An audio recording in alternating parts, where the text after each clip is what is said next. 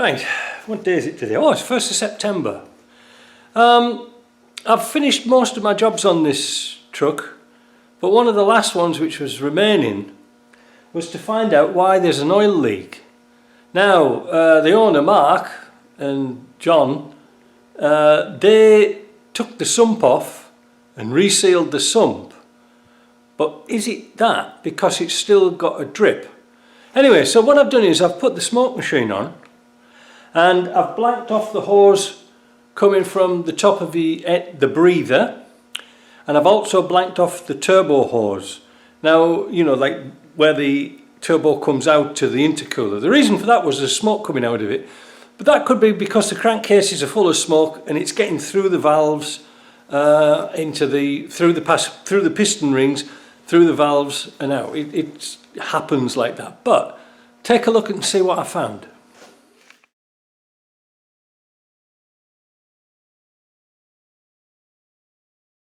So I've started to take the pipes off. Notice I got some old injector pipes like this, and I put them, pull the pipes through and then cut them off and welded them so they're steel caps, the same nuts, but it's just to stop any dirt getting in, and same for the injector pump.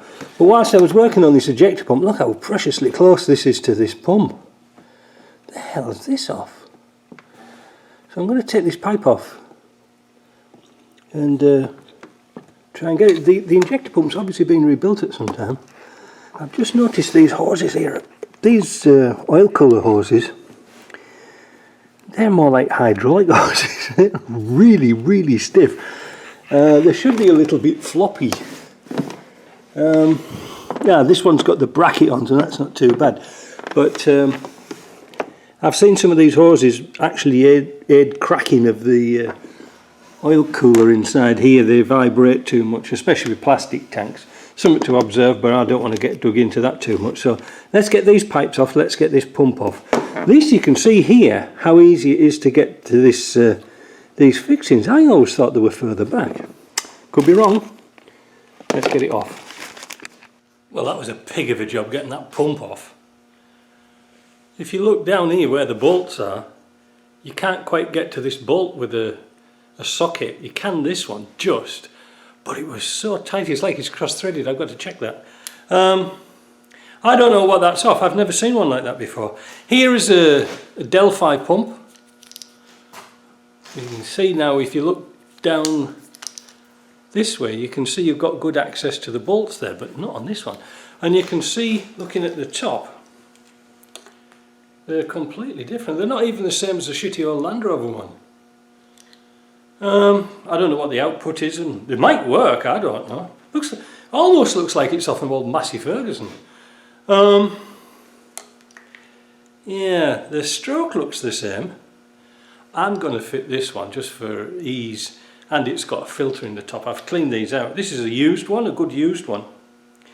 But this one, I really have no idea about this one. So I looked at the gasket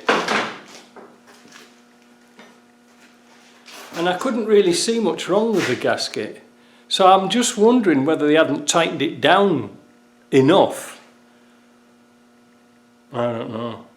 But there's no splits or anything like that in it. So I think we're going to have to put a couple of gaskets on. I'm going to check these.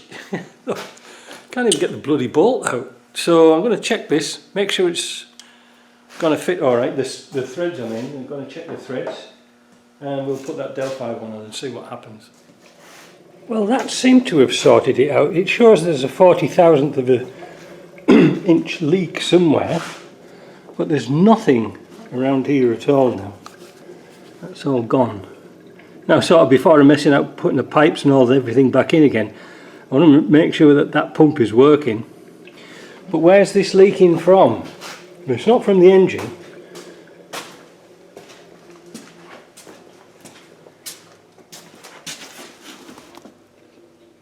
It's coming out the exhaust. Can you see? There. Can you see that? So the pistons, it's getting past the piston rings through an open valve and down here. I'm not going to bother with that.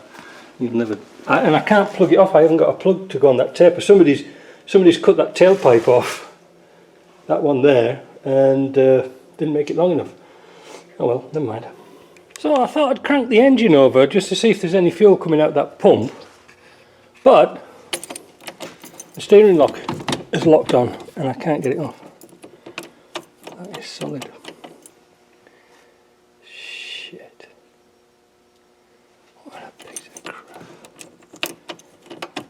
Even if I wiggle it around and, you know, wiggle this around, it isn't coming off. What a bitch. Well, with every different type of screw imaginable in the world holding the cowling on, I managed to get the lock off. They just put 2 screws through it, so that wasn't too bad. But the lock, it's jammed up solid. You can't get it off. There's no way. That means taking that effing binnacle out to get the plug off the back. That was a bitch of a job. Oh hell. Anyway, not much I can do about that now.